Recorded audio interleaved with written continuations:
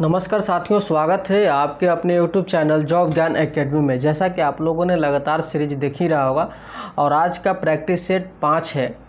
ये लगातार अभी चलेगा।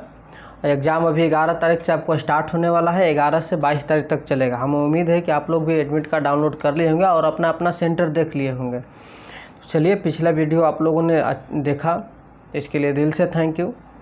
बस थोड़ा सा आप लोग लाइक में कंजूसी करते हैं, वीडियो को लाइक कर दीजिएगा। लाइक से मोटिवेशन मिलता है। जो विद्यार्थी नए हैं, चैनल को प्लीज़ सब्सक्राइब कर लीजिए, उस पर सारे नोटिफिकेशन आपको डाले जाएंगे। चलिए, सवाल को स्टार्ट करते हैं। और समय कम है तो आप लोग सभी, हमें उम्मीद है कि आप लोग सभी लोग पढ़े हुए होंगे। इसे प्रैक्टिस सेट में आपको आंसर ही रिवाइज करना होता है कि क्वेश्चन देखें और आंसर बनाएं। जहाँ डिस्कशन की ज़रूरत है वहाँ डालेंगे। मोबाइल पर थोड़ा सा दिक्कत होता है पढ़ाने में।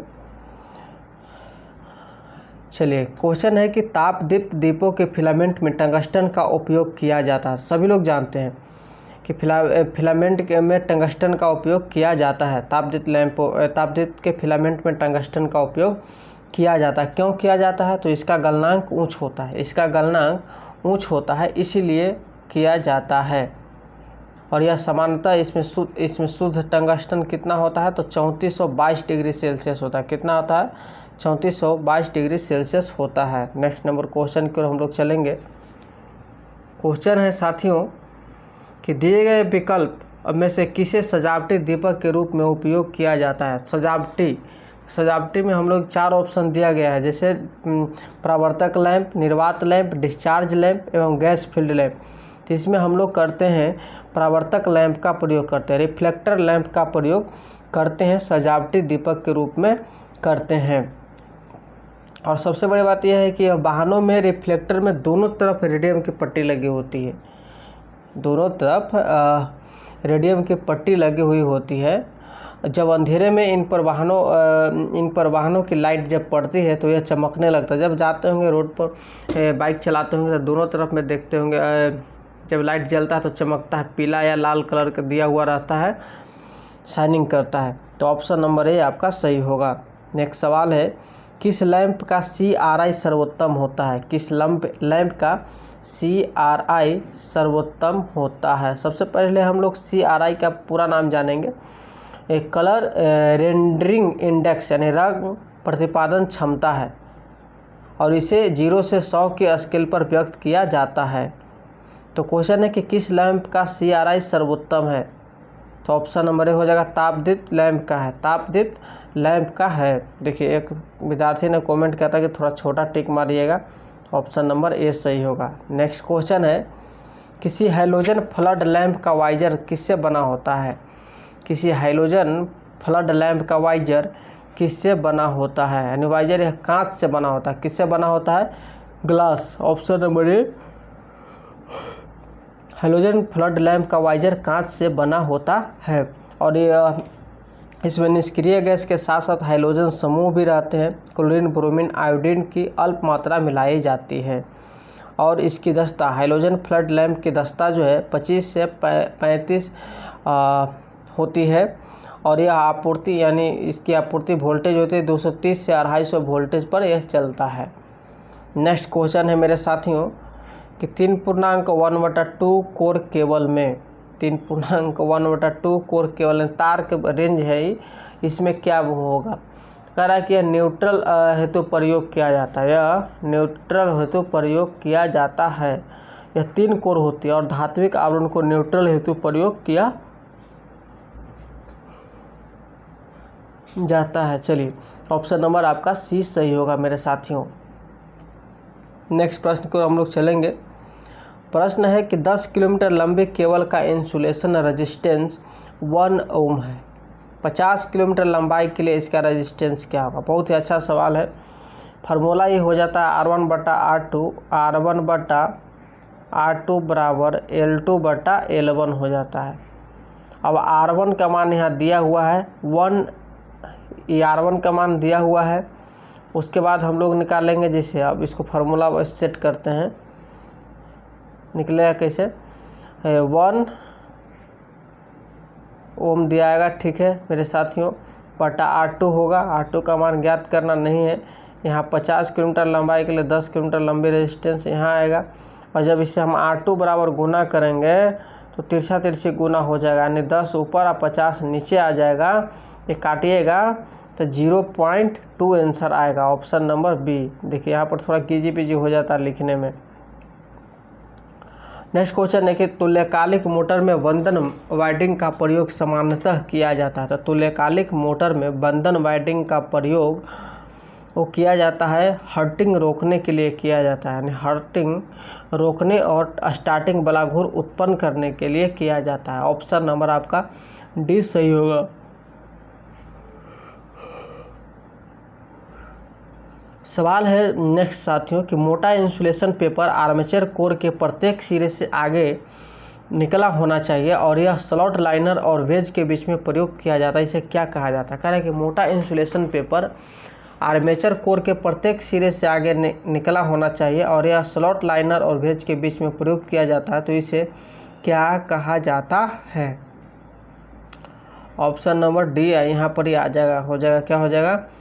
Packing strip. पैकिंग स्ट्रिप कहा जाता है।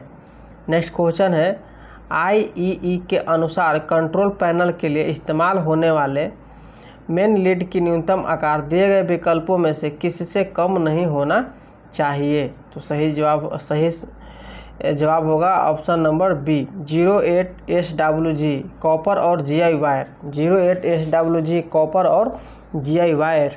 कह रहा है कि IEE के अनुसार कंट्रोल पैनल के लिए इस्तेमाल होने वाले मेन लीड का न्यूनतम आकार दिए गए विकल्पों में से किससे कम नहीं होना चाहिए? तो ऑप्शन नंबर इसका बी सही होगा। और SWG का अर्थ क्या होता है? जैसे इसमें SWG दिया हुआ, तो SWG का अर्थ होता है स्टैंडर्ड वायर गेज। यह उपकरण तार के व्यास यानी मोटाई को मापता है। और IEE का फुल फॉर्म क्या हो जाता है? नोट कर लीजिएगा, institute of electrical and electronic engineers. ठीक है। GI का मान फुल फॉर्म क्या हो जाता है? Galvanized iron. क्या होता है? गैल्वेनाइज्ड आयरन हो जाता है। चलिए आगे हम लोग बढ़ते हैं। कह रहा है कि चित्र में केवल बिछाने की कौन सी विधि दर्शाई जाती है? इसमें जो इस प्रकार से दिया हुआ है, इसमें कौन से तार बिछाने का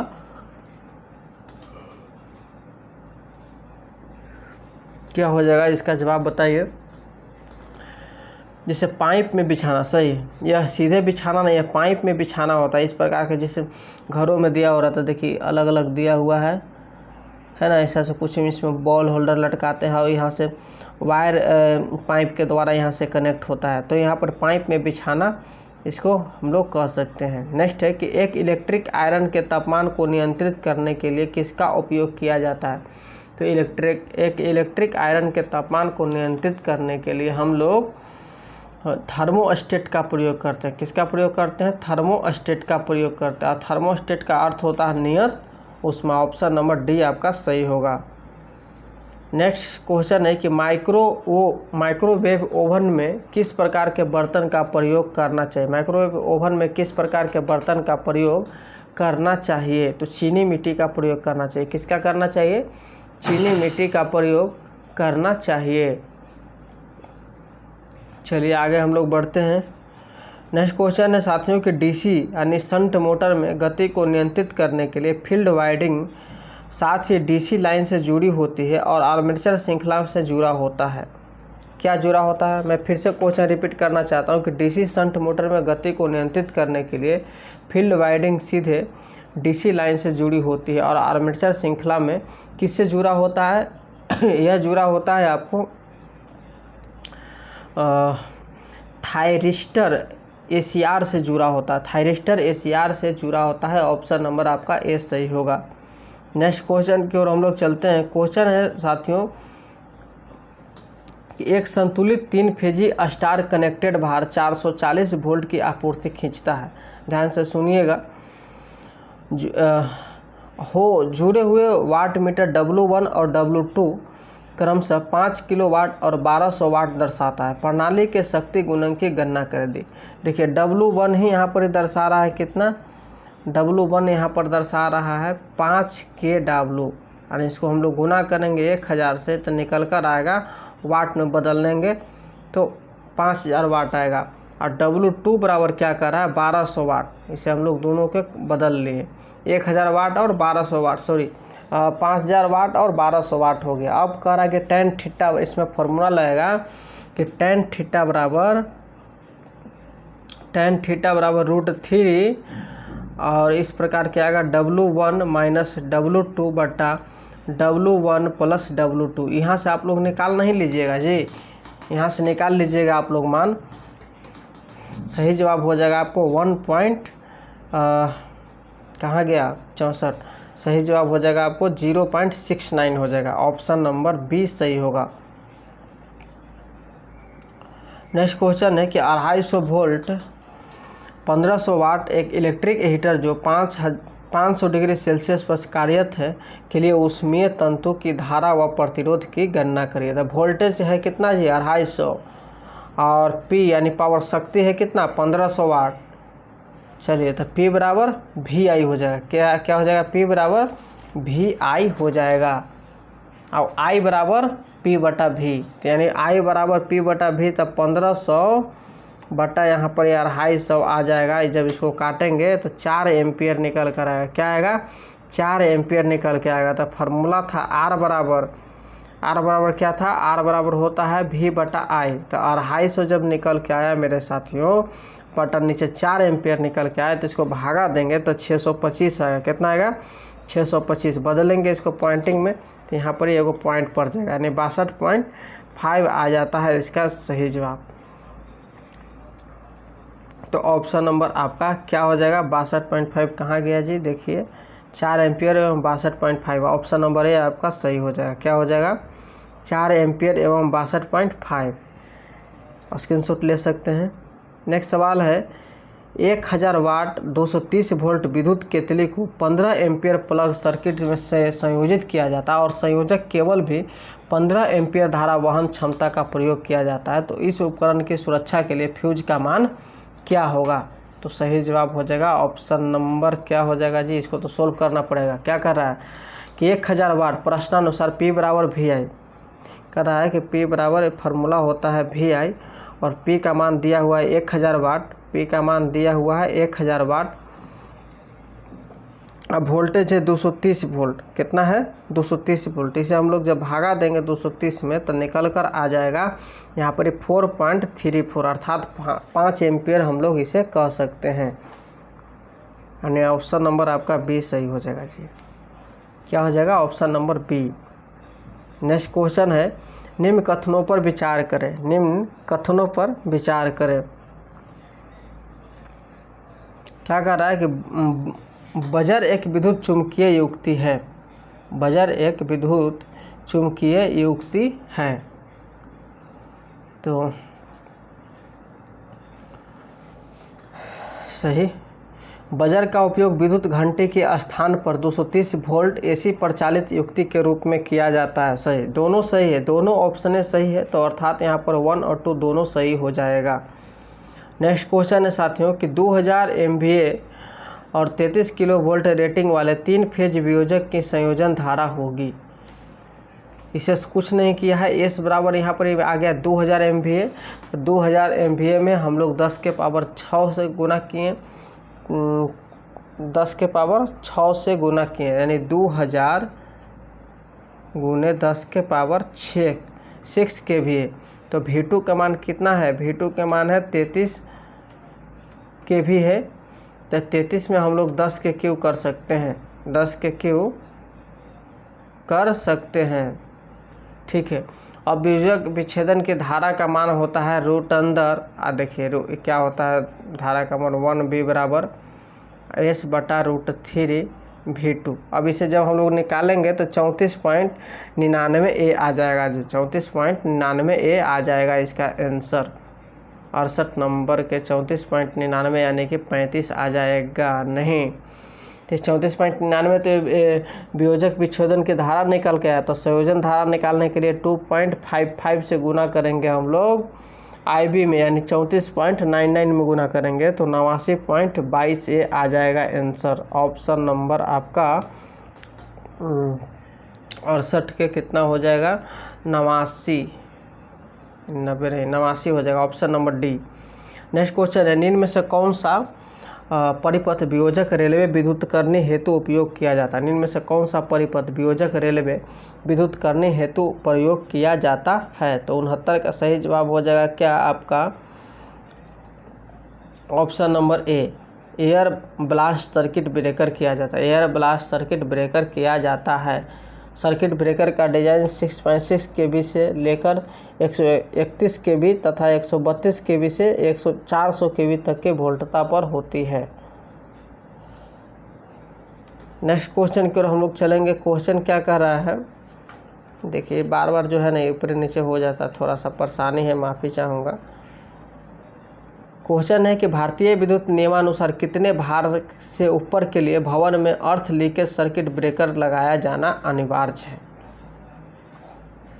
तो ये हो जाएगा आपका option number C, 5 kilowatt. 5 kilowatt से अधिक लोड होने पर लीकेज सर्किट ब्रेकर भवन में वायरिंग में किया जाना चाहिए। ELCB का फुल फॉर्म क्या होता है जी?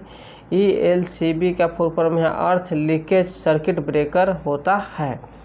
नेक्स्ट क्वेश्चन क्या कर रहा है कि IE नियमों के अनुसार चालक तार एवं पृथ्वी के बीच का विद्युत रोधन किस मान से कम नहीं होना चाहिए? तो ऑप्शन नंबर हो जाएगा, निकासी के 100 ओम यानी मेगा ओम से कम नहीं होना चाहिए। निकासी के 100 मेगा ओम से कम नहीं होना चाहिए। 71 नंबर के ऑप्शन नंबर ए जवाब सही होगा। नेक्स्ट क्वेश्चन की ओर हम लोग चलेंगे। क्वेश्चन है कि पृथ्वी के प्रतिरोध को कम करने के लिए निम्नलिखित में से कौन सी विधि का उपयोग नहीं किया जाए? पृथ्वी के प्रतिरोध को कम करना है, इसमें से कौन सा विधि का उपयोग नहीं करना चाहिए? तो ऑप्शन नंबर डी निकल के आता है कि छोटे आकार के अर्ध प्लेट्स का उपयोग करके नहीं करना चाहिए, जैसे कि लकड़ी का कोयला एवं नमक का मिश्रण डालकर नहीं करना चाहिए। अर्थी की प्लेट को अधिक गहराई में रखकर नहीं करना चाहिए। बड़े आकार के अर्थ प्लेट का प्रयोग कर नहीं करना चाहिए। समय समय पर पानी डालकर निम्न विधियों का प्रयोग किया जा सकता है। नेक्स्ट क्वेश्चन की ओर हम लोग चलेंगे। क्वेश्चन है, थोड़ा सा इसे जूम कर लेता हूँ, कि सर्च डाइवर्टर एवं सर्च अफसोस निम्न में से किसके प्रकार हैं? ये प्रकार हैं जी आपको ऑप्शन नंबर सी, अति वोल्टता सुरक्षा युक्ति की। अति वोल्टता सुरक्षा युक्ति का है। नेक्स्ट सवाल है, भूमि के भीतर इलेक्ट्रोड कैसे रखा जाना चाहिए? तो भूमि के भीतर इलेक्ट्रोड लंबवत रखा जाना चाहिए। क्यों रखा जाना चाहिए लंबवत? इसलिए लंबवत रखा जाना चाहिए कि भूमि के अंदर इलेक्ट्रिक को ले जाने से प्रतिरोध का मान कम हो जाता है। चलिए नेक्स्ट नंबर सवाल की ओर चलते हैं। और आप लोग वीडियो को देखिए, लाइक मत कीजिएगा, जाइए आप लोग एक लाइक कर दीजिए, उसके बाद वीडियो को देखिएगा। लाइक करने में कुछ जाता नहीं है, और बाकी शांति से पढ़िएगा। क्वेश्चन है कि कौन से फ्यूज आकार में बड़े होते हैं? कौन से फ्यूज आकार में बड़े होते हैं? तो DC फ्यूज आकार में बड़े होते हैं, सही बात है, DC फ्यूज आकार में बड़े होते हैं, ऑप्शन नंबर ए सही होगा। नेक्स्ट क्वेश्चन है कि लघु परिपथ वियोजक MCB की वियोजन क्षमता समानता होती है? तो ऑप्शन नंबर सी सही हो जाएगा, 2 kVA के नीचे से होती है। यानी लघु परिपथ वियोजक MCB के वियोजन क्षमता समानता होती है, 2 kVA के नीचे से होती है। नेक्स्ट क्वेश्चन है कि किसी सर्किट ब्रेकर पर किए गए शॉर्ट सर्किट जांच में सिंगल आवृत्ति ट्रांसिएंट पर निम्नलिखित रीडिंग प्राप्त हुआ था। करा कि किसी सर्किट ब्रेकर पर किए गए शॉर्ट सर्किट जांच में सिंगल आवृत्ति ट्रांसिएंट पर निम्नलिखित रीडिंग प्राप्त हुआ है। तो ऑप्शन नंबर सी सही हो जाएगा, 12.5 kHz होता है।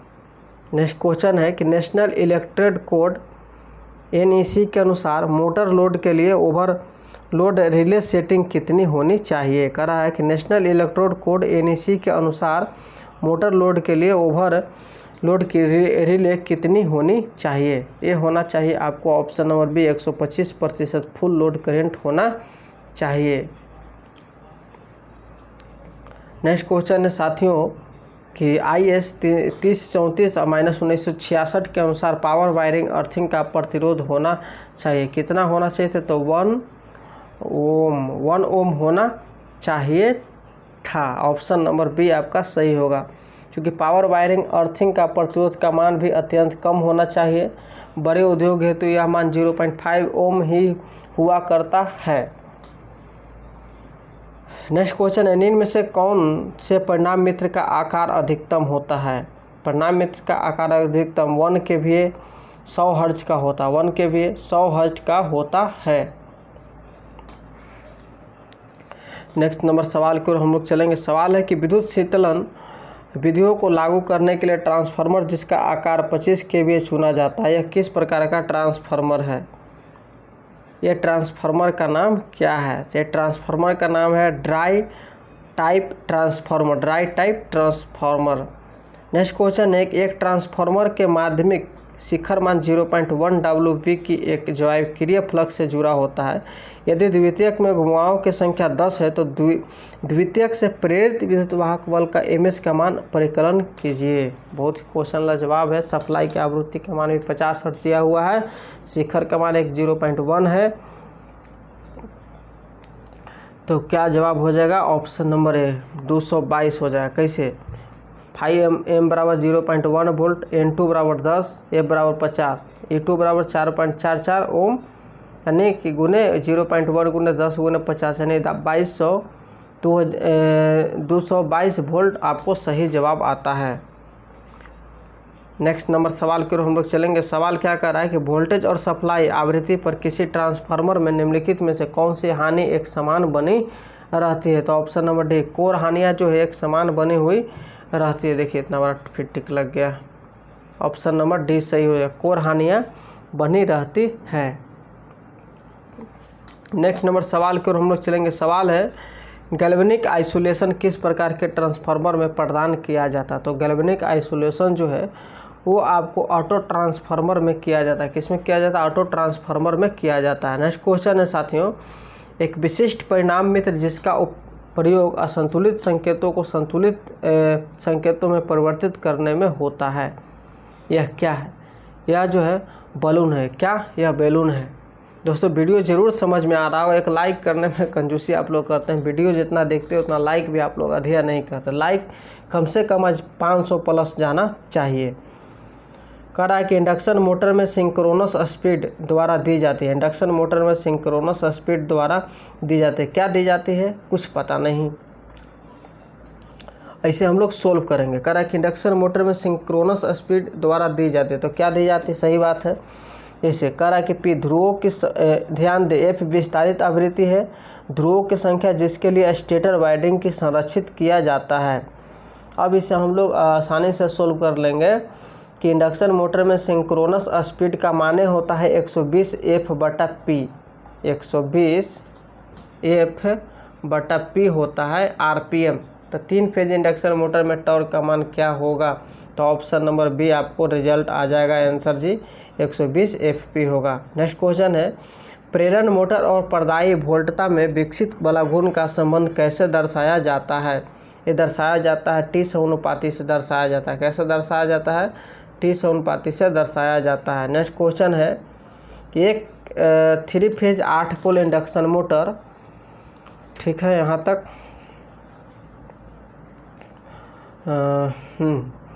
मोटर को 400 वोल्ट 50 हर्ट्ज से आवृत्ति की जाती है। या यदि स्लिप 4% है तो रोटर की गति क्या होगी? रोटर की गति यहाँ से हम लोगों से पूछ रहा है।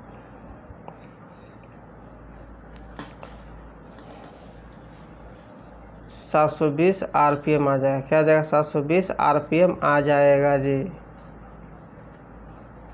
प्रश्नानुसार P बराबर 8, V बराबर 8 वोल्ट, V बराबर 400 वोल्ट, F बराबर 50 हर्ट्ज और S बराबर 4%, तो 0.04% आता है, यानी 720 RPM आ जाएगा। 88 नंबर का ऑप्शन नंबर ए आपका सही होगा। नेक्स्ट क्वेश्चन है क्या, एक पोल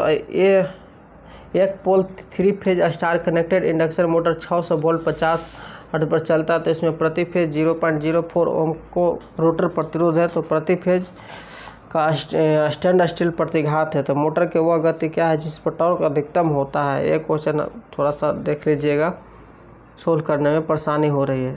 क्वेश्चन है कि जब एक इंडक्शन मोटर ब्रेकिंग क्षेत्र में काम करता है तो स्लिप हमेशा कितनी होती है? स्लिप हमेशा कितनी होती है। ये होती है आपको 90 kV, 1 से अधिक होती है। कितनी होती है? 1 से अधिक होती है।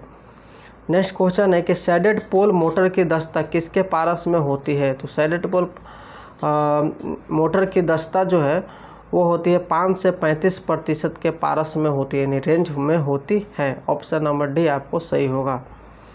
नेक्स्ट क्वेश्चन है कि टाइमिंग और कंट्रोल प्रोसेस के लिए प्रयुक्त मोटर का प्रकार कौन सा है? तो ऑप्शन नंबर आपका सी सही हो जाएगा। रिलेक्टेंस मोटर का है टाइमिंग और कंट्रोल प्रोसेस के लिए। नेक्स्ट नंबर सवाल की ओर हम लोग बढ़ेंगे। सवाल है कि एक अल्टरनेटर के फील्ड करंट विद्युत प्रवाह के लोड के साथ बदलने से अल्टरनेटर के वोल्टेज की स्थिति रखा जा सकता है। क्या रखा जा सकता है? तो ऑप्शन नंबर है उत्तेजना नियंत्रक विधि रखा जा सकता है। नेक्स्ट है कि एक सिंक्रोनस तुल्यकालिक जनरेटर का वोल्टेज रेगुलेशन ऋणात्मक हो सकता है जब एक सिंक्रोनस जनरेटर का वोल्टेज रेगुलेशन ऋणात्मक हो सकता है जब यानी कि कब हो सकता है? ये तो होगा नहीं। यही हो सकता है कि लोड पावर फैक्टर लीडिंग होता है। Option number B load power factor leading होता है। चलिए आगे हम लोग बढ़िए। क्वेश्चन क्या कर रहा है? एक पर्यावर्तक को सिंक्रोनाइज करने की दो विधियां हैं। एक पर्यावर्तक को सिंक्रोनाइज करने की दो विधियां हैं। तो ऑप्शन नंबर डी हो जाएगा लैंप विधि और सिंक्रोनोस्कोप विधि होती है। नेक्स्ट क्वेश्चन है जनरेटर के आर्मेचर कोर में लेमिनेशन की मोटाई होती है। तो जनरेटर के आर्मेचर कोड में आपको 0.35 मिलीमीटर से 0.5 मिलीमीटर होती है। लेमिनेशन की मोटाई। नेक्स्ट है कि डीसी शंट जनरेटर को क्या कहा जाता है? तो डीसी शंट जनरेटर को हम लोग नियत वोल्टेज जनरेटर कहते हैं, कांस्टेंट वोल्टेज जनरेटर के नाम से बुलाते हैं। ऑप्शन नंबर आपका ए सही होगा। नेक्स्ट क्वेश्चन है कि उत्तेजना बदलकर सिंक्रोनस मोटर को विभिन्न पावर फैक्टर पर संचालित किया जा सकता है। ओवर एक्साइटेड सिंक्रोनस मोटर निम्न में से किस पर संचालित होती है? कह रहा है कि उत्तेजना बदलकर सिंक्रोनस मोटर को विभिन्न पावर फैक्टर पर संचालित किया जा सकता है। तो ओवर एक्साइटेड सिंक्रोनस मोटर निम्न में से किस पर संचालित होते हैं? तो ऑप्शन नंबर सी सही हो जाएगा, लीडिंग पावर फैक्टर पर संचालित होते हैं। नेक्स्ट क्वेश्चन है कि स्टे वायर में किस टाइप का इंसुलेटर का प्रयोग किया जाता है? स्टे वायर में किस टाइप का इंसुलेटर का प्रयोग किया जाता है? तो 99 के हो जाएगा ए, एक टाइप का प्रयोग किया जाता है। एक टाइप का प्रयोग किया जाता है। नेक्स्ट क्वेश्चन है कि एक कंप्यूटर का व्यास 76 सेंटीमीटर है और 600 RPM है। ठीक है, यानी व्यास दिया है 76 सेंटीमीटर, एन है आपको 600 RPM, तो बरस की चौड़ाई 1.5 है। तो कंप्यूटेशन समय अंतराल ज्ञात करें कि अभ्रक पत्ती की मोटाई नगण्य माना जाएगा।